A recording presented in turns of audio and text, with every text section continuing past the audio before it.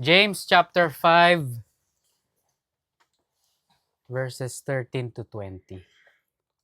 So, i-continue natin yung lesson basically. Kasi sa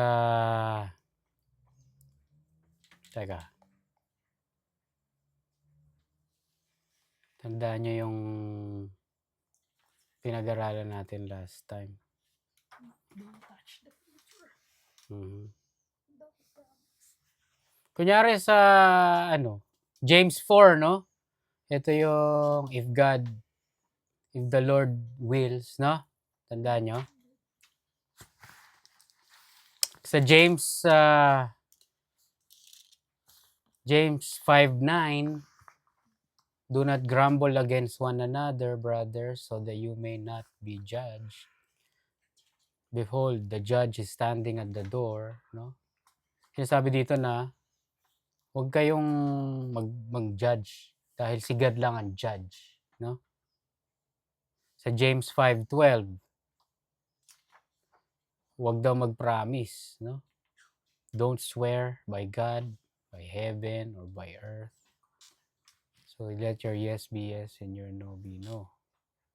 Makikita mo dito yung point, ano sinasabi, no? Anything na kay God, sa kanya lang yun. For example, the future, no? The judging, sa kanya yun eh. No? Yung mga planning, kanya yun. So, yun yung idea na i-continue natin dito. So, verse 13. Is any among you afflicted? Magtataka ka eh, no? Ano yung afflicted? Suffering. Magtataka ka, bakit? Ha? Ang gara naman ng jump. Pinag-uusapan sa verse 12, oh, do not swear by heaven, no? Do not swear by the earth, neither by any other oath. Sabay biglang sa verse 13, is any among you afflicted or suffering? Let him pray. Is any merry or happy? Let him sing psalms. So bakit? Tataka eh. Bakit nasingit to? No? And dito natin ngayon malalaman. Suffering, kakopateo, it means to undergo hardship. Basically, no? Suffer trouble. Basically, naghihirap. No?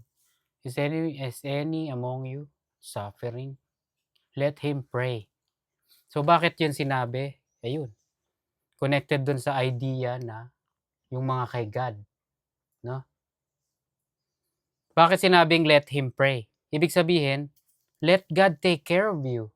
Instead of you, naintindihan nyo? Instead of you doing something. At least, kunyari, diba? Verse 14, is any among you, is any sick among you? Mamaya puntahan natin yun mamaya. Suffering. Ang magandang example nito, si King Saul sa 1 Samuel 28 verse 5. No? When Saul saw the vast Philistine army, he became frantic with fear.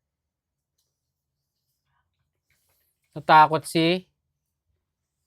he's suffering fear. Probably anxiety rin. No? Ang dami niyang kalaban eh. No? Sa sa 1 Samuel 28. Daming kalaban ni King Saul. 1 Samuel 28 verse 6. He asked the Lord what he should do. But the Lord refused to answer him, either by dreams or by sacred lots or by the prophets. Sinik niya si God eh, pero wala siyang sagot. 1 Samuel 28:7.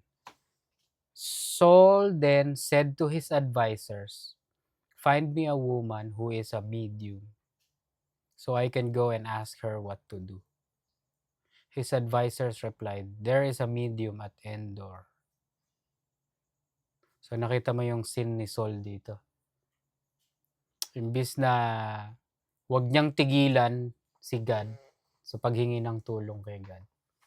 Imbis na mag-rely siya kay God, naghanap siya ng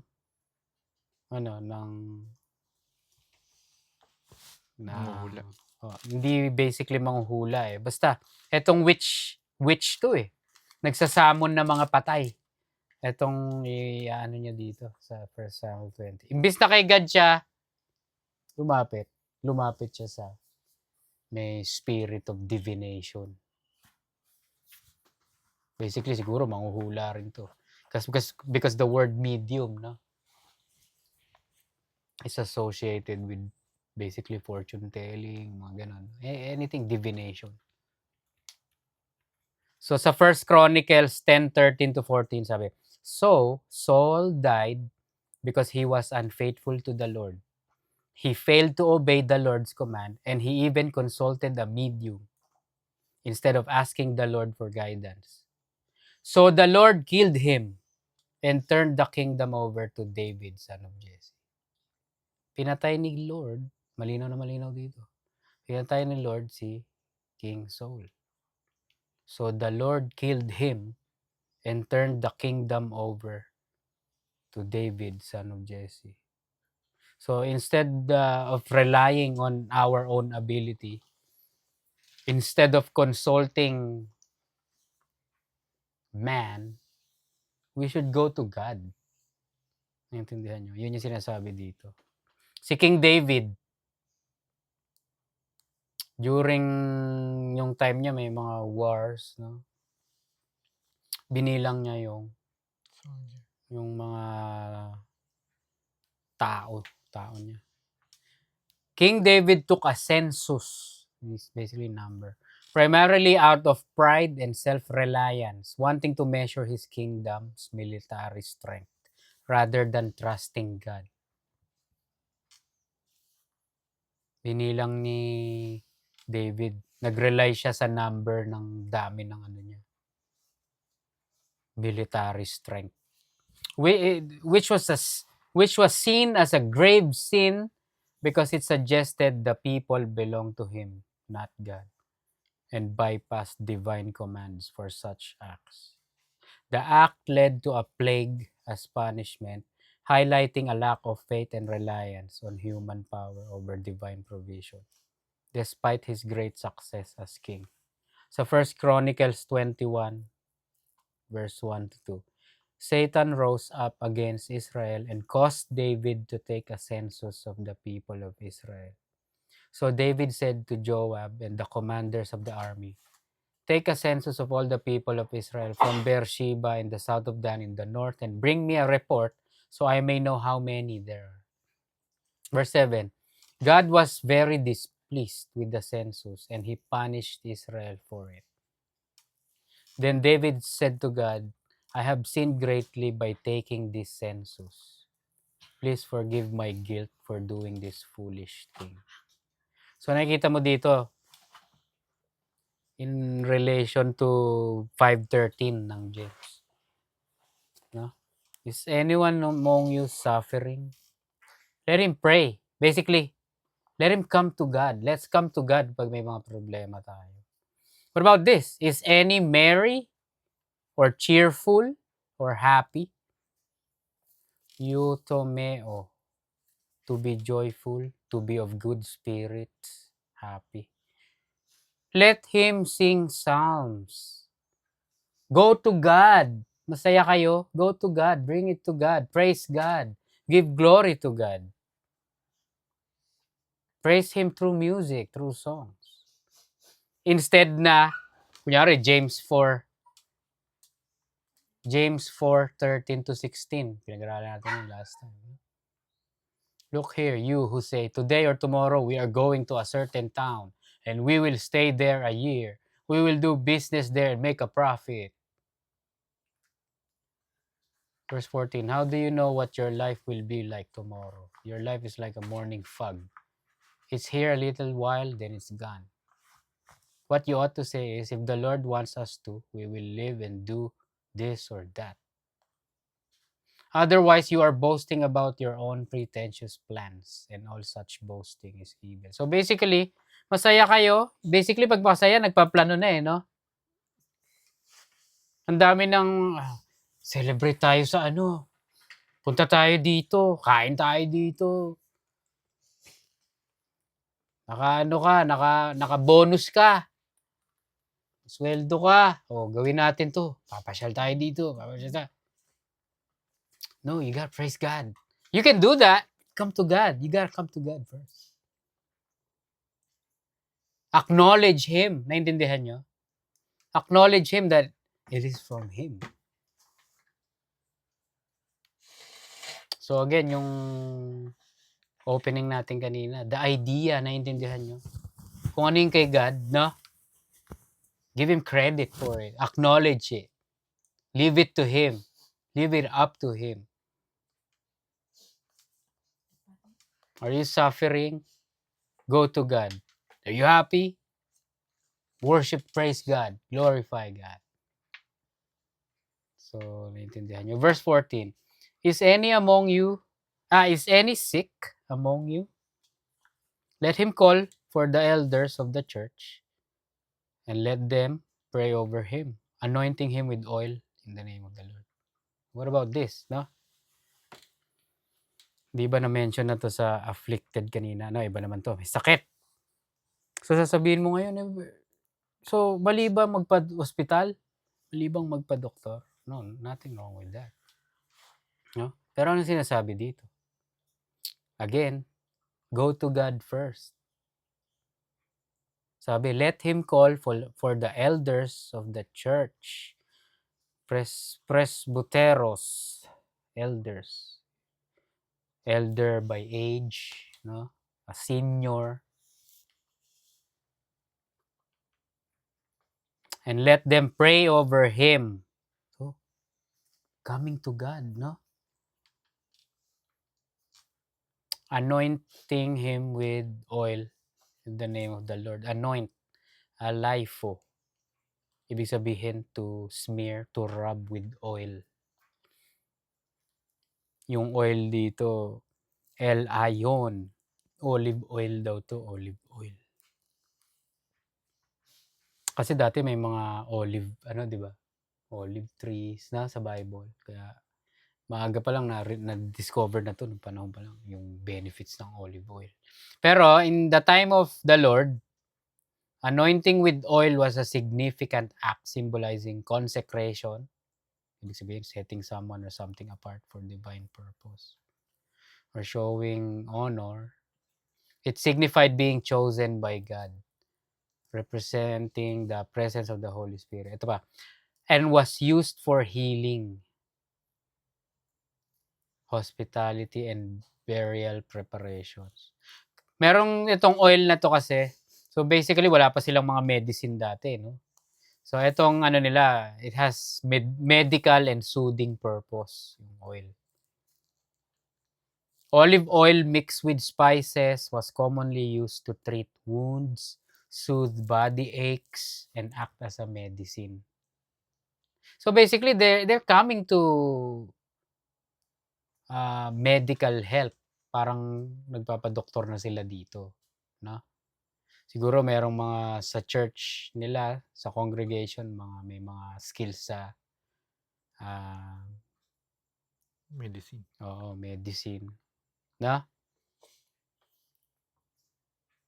Come to them. Come to my people first. Basically, come to me first. Naiintindihan nyo? Kunyari, magpapadoktor ka, come to God in prayer. Lord, I'm coming to you first. I'm gonna go to San Antonio Hospital. No? Maglagay ka ng doon, no? Ng believer, ng tao mo para siya yung magiging doktor ko, no? I-guide mo yung kamay niya kasi papatahi ko tong butas ko sa tiyan or whatever. Naintindihan niyo yung sinasabi dito? May sakit ka, come to God. You can start that by prayer. Kung may brethren ka na doktor, come to him. Anointing him with oil in the name of the Lord. This is to emphasize na ina-acknowledge mo kay God ka lalapit. Naintindihan nyo? Verse 15. And the prayer of faith shall save the sick, and the Lord shall raise him up. And if he have committed sins, they shall be forgiven him. Save, sozo. It means heal. This is not talking about salvation, no? Save. This is yung sozo means to make whole, to save one suffering from disease. So pagdasal. And the Lord shall raise him up, and if he have committed sins, they shall be forgiven him. So basically, hindi lang yung ano mo mahihil. Hindi lang yung physical ano mo. No? Pati yung sin mo, mapapatawad. Ang example nito, kunyari sa 1 Corinthians 11:28-31. Tandaan nyo? Basahin natin. NLT. That is why you should examine yourself before eating the bread and drinking the cup. For if you eat the bread or drink the cup without honoring the body of Christ, you are eating and drinking God's judgment upon yourself. Verse 30. That is why many of you are weak, sick, and some have died. But if we would examine ourselves, we would not be judged by God in this way. So sickness, weakness, even death, sa totoo lang, it could come from God as a form of discipline, punishment, or judgment. Minsan magtataka ka bakit ka may sakit. Sabihin mo, that could be God punishing you, disciplining you. Naintindihan nyo? There must be a sin. No? Parang kanina namatay, si King Saul namatay, di ba? Tandaan nyo? So the Lord killed him sa 1 Chronicles 10:14. So the Lord killed him and turned the kingdom over to David, son of Jesse. God could either get you sick, get you weak, get you killed. Kunyari, tandaan nyo si Ananias and Sapphira sa Acts chapter 5. Pinatay ni God yun. Mga believer yun. Acts 5:5. As soon as Ananias heard these words, kinonfront siya. He fell to the floor and died. Everyone who heard about it was terrified. Acts 5:10. Instantly, si Sapphira, she fell to the floor and died. When the young men came in and saw that she was dead, they carried her out and buried her beside her husband. Nagkakamatayan dahil minsan sa totoo lang, bibigyan ka ni God ng sickness and weak kasi makulit ka. Minsan, can you imagine, hindi na makapagtimpi si Lord. You dead. Yeah. Sad. Di ba? That can happen. That can happen. Kaya ngayon, see dito sa Acts 5:5, nakita mo, everyone who heard about it was terrified. Pag binasa mo pa yan, sinabi, naging example sila para umayos kayo. Tanda mo. Naging example tong punishment ko dito. Binigyan ko ng kamatayan itong mga to. Sila ang naging example para wag niyong gawin yung ginawa nila. Oo, kumupit. Pinabenta to eh. Diba? Tapos kumupit sila.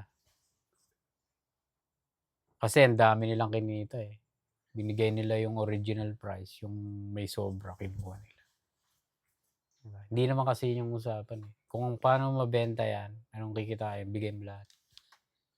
Hindi. Kung ano yung original price, yun lang binigay nila. bumalik. Pero may extra. Akala nila may isahan nila si God. So, naiintindihan nyo dito. 'Di ba?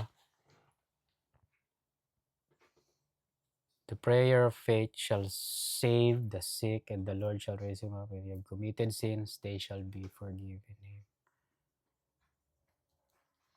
Verse 16.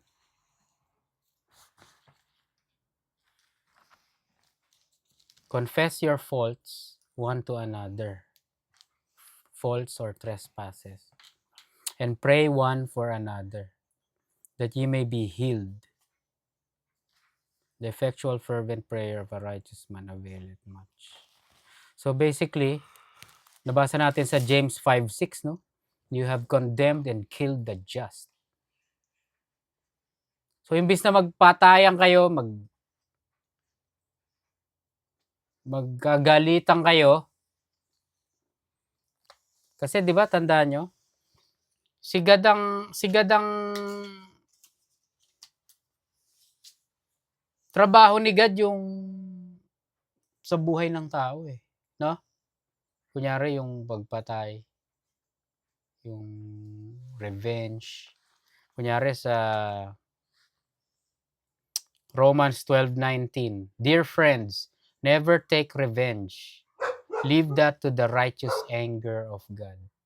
For the scriptures say, I will take revenge. I will pay them back, says the Lord. Nag-quote siya sa Deuteronomy 32:35. Vengeance is mine, tandaan nyo. I will repay, said the Lord. So yung isa pa yan. Bakit na bring up sa verse 16, confess your faults one to another? Kasi nga sa James 5:6, this might be a literal killing. Not just pinag-aralan natin, hating, di ba?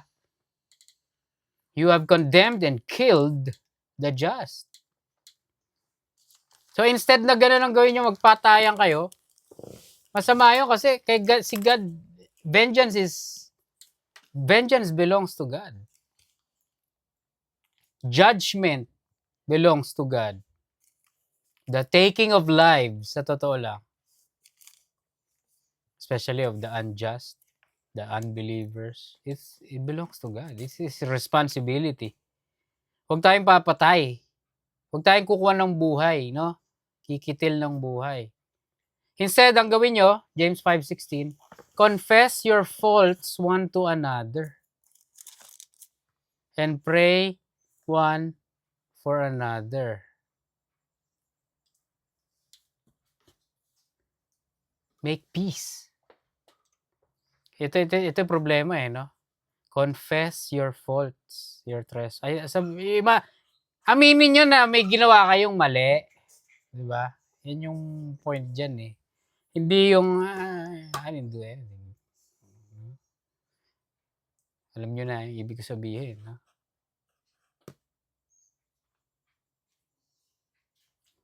The effectual fervent prayer of a righteous man availeth much. Availeth is kuo, to be forced, to have power, able, powerful. So basically, sinasabi dito, wag mong i-underestimate yung power ng prayer. Pray for one another. Pagdasal mo kayong pareho na, no? Wag kang mag-doubt na hindi makakatulong si God sa issue nyo nung may tao, may issue ka with him, eh, no? Pagdasal mo yung relationship nyo. Because prayer is that's a powerful tool that we have. Prayer. Tapos sa verse 17, ang ginamit na example dito, si Elijah. Si Elias is the same. Elias was a man subject to like passions as we are. So basically, may suffering din siya, may affliction. And he prayed earnestly that it might not rain. And it rained not on the earth by the space of 3 years and 6 months. Ang tagal nito, walang ulan. Pinagdasal ni Elijah, wag umulan. Nasa 1 Kings 17 yan. 1 Kings 17 verse 1.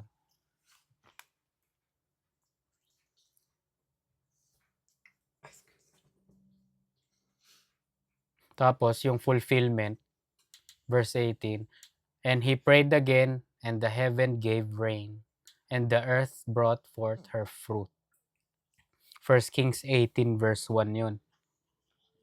Umulan na. Pinagdasal niya, wag umulan, ang tagal. Pinagdasal niya naman, umulan. Umulan naman. No? So this is an example of the power of God. Access through prayer. Ganun kalakas na kahit, grabe, naiintindihan nyo? Na if you wanna request rain, no? Ibigay niya. Sinasabi ba dito na, yeah, we can do that today? Let's do it, no? Let's pray for it. Ang point dito is the power of prayer. That's the point. Kaya, wag tayong mag-doubt na, diba? Wag nating i-underestimate. Verse 19 and 20, mag-connect ito. Brethren, if any of you do err or wander from the truth, and one convert him, convert is, ano yung convert?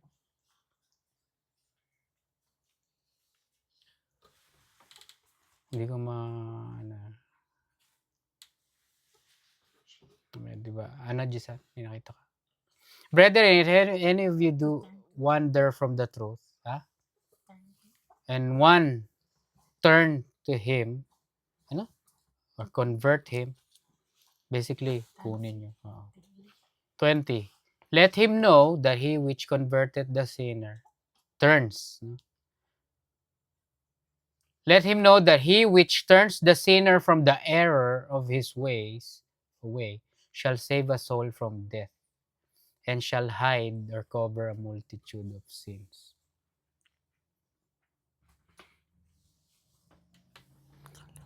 So, malaman natin ibig sabihin nito. Pero, kitang-kita nyo si James after much rebuke and admonition. Mga pinagalitan ni James tong church, no? He ends his letters with God's forgiveness. Ito yun with God's power to forgive because of His Son, our Lord Jesus Christ. So, sino to? Sino tong they wander from the truth? Sino tong they err from the truth, no? Sino to? Based on the letters, basically. James 1:10, and the rich in his humiliation, because like a flower of the grass, he will pass away. So the rich here is the sinner who wandered from the truth. James 1:22, but be doers of the word and not hearers only, deceiving yourselves. The hearers of the word only and not doers, sila yung sinner who wandered away from the truth. James 2 verse 1, my brothers, show no partiality as you hold the faith in our Lord Jesus Christ, the Lord of glory. James 2:14, what good is it, my brothers, if someone says he has faith but does not have works? Can that faith save him? So these brethren who have dead faith, who show partiality, this is the sinner who's wandering away from the truth. James 3 verse 1, not many of you should become teachers, my brothers, for you know that we who teach will be judged with greater strictness. So itong mga aspiring teachers and leaders who only cared about increased knowledge, destroying themselves with their own tongue, tandaan nyo, these are the ones wandering away from the truth. James 4:1-4, what causes quarrels and what causes fights among you? Is it not this, that your passions are at war within you? You desire and do not have, so you murder. You covet and cannot obtain, so you fight and quarrel. You do not have because you do not ask. You ask and do not receive because you ask wrongly to spend it on your own passions. You adulterous people, do you know do you not know do you not know that friendship with the world is enmity with God? Therefore, whoever wishes to be a friend of the world makes himself an enemy of God. So these covetous, murderers, worldly Christians are the ones wandering away from the truth. So si James nire-remind niya tayo na even though child of God ka, we would wander from the truth.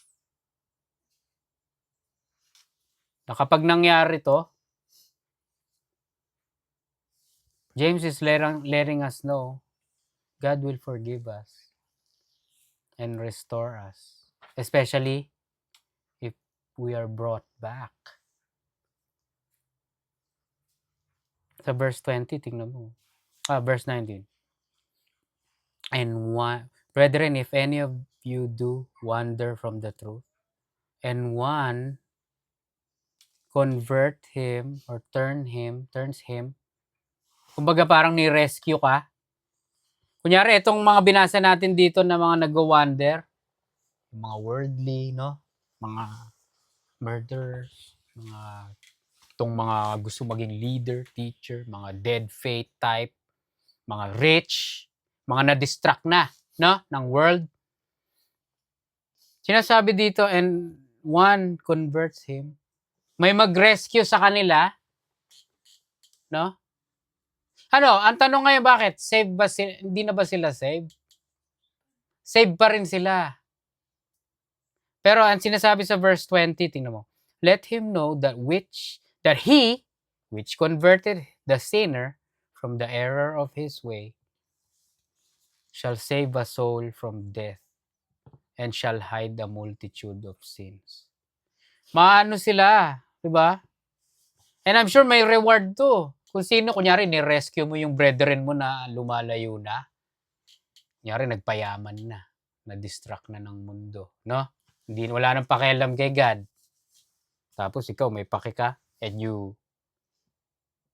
turn him to God. You convert him back to God. Diba?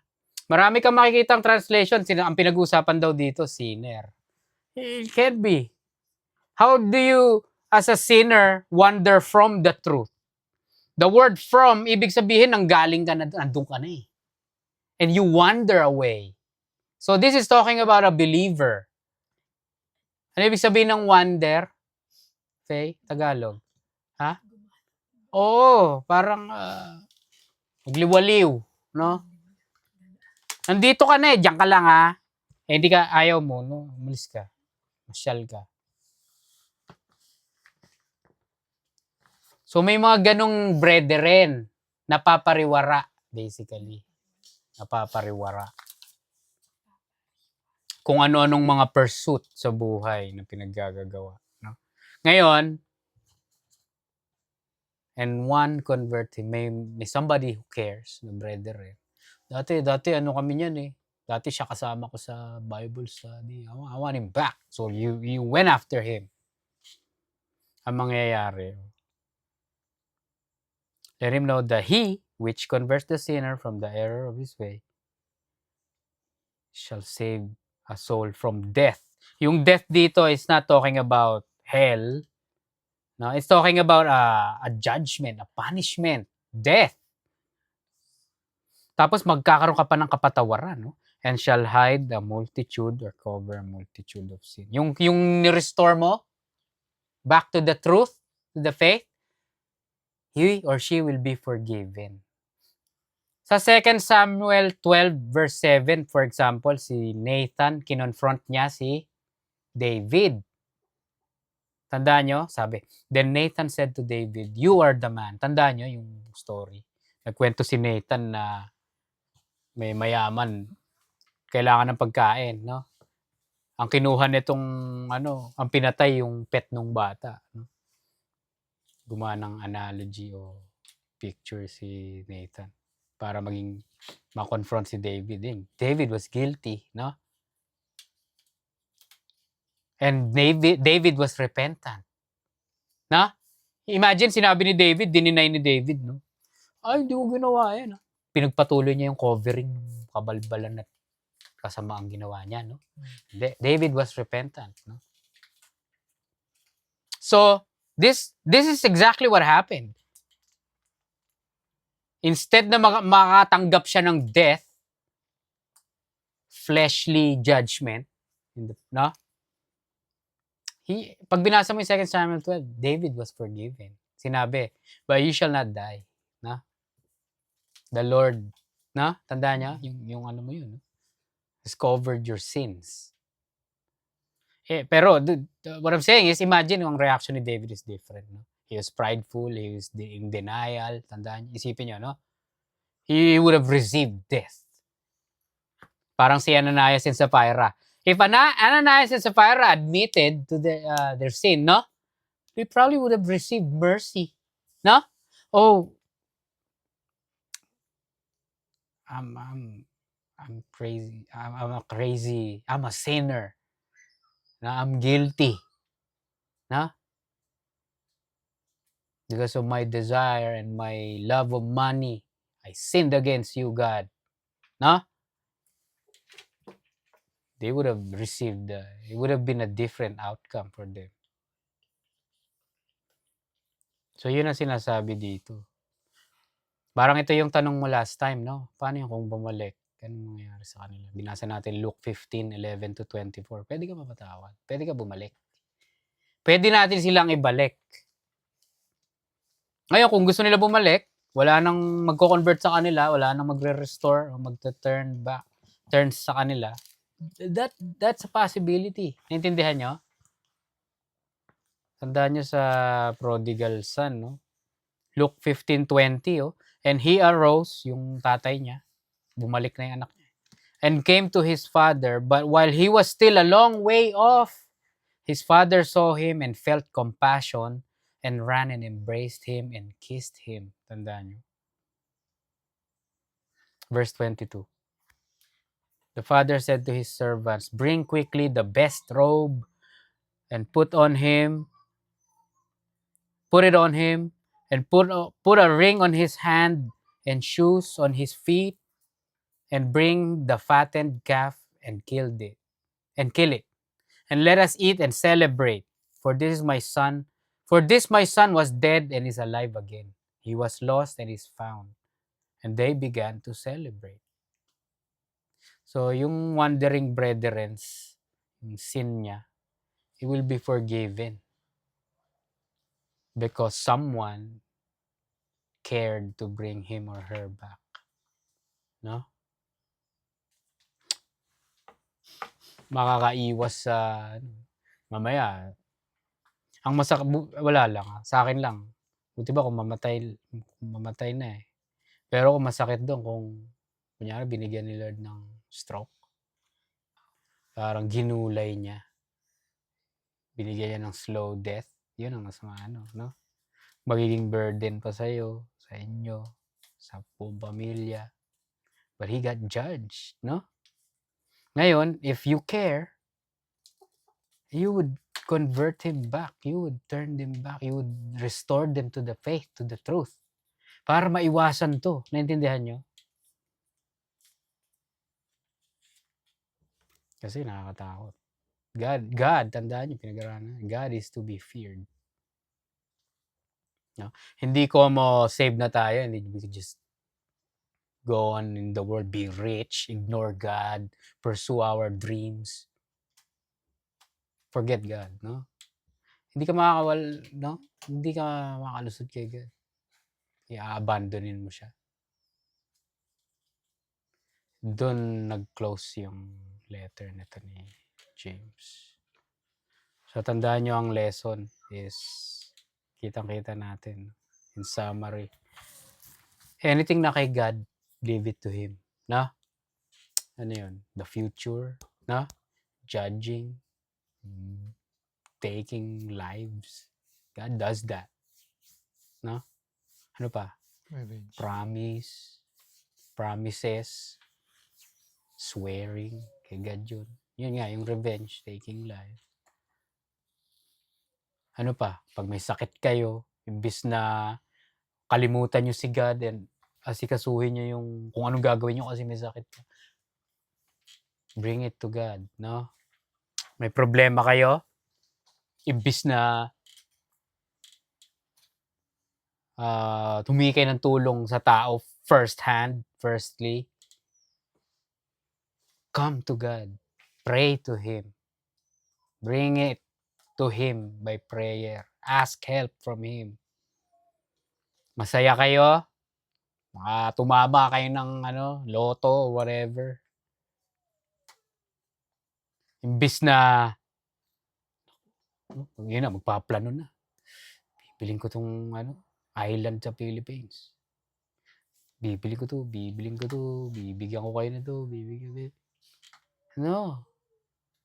Give glory to God. Kita niyo naman kanina, no? Let Him sing psalms. Praise God. Firstly, come to God by prayer. Anything's happening to you, go to God. Intindihan niyo? That's Book of James.